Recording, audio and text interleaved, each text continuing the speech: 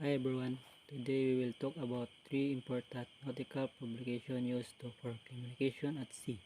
These are ALRS, ITU publication, and International Code of Signals. First, let's talk about ALRS and ITU. ALRS means Admiralty List of Radio Signals.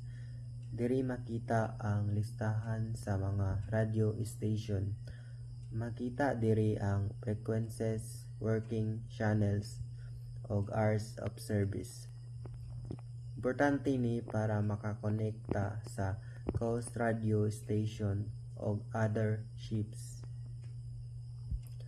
ITU means International Telecommunication Union. Sila ang nag-regulate sa tanang communication system sa kalibutan. Makita diri ang rules of regulation kung unsaon paggamit ang radio frequencies para walay interference o magkabangga ang signals.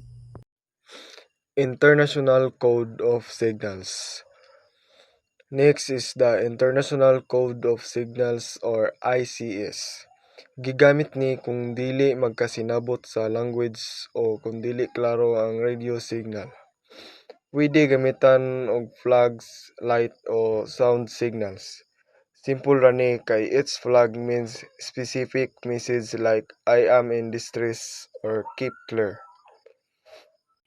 Conclusion.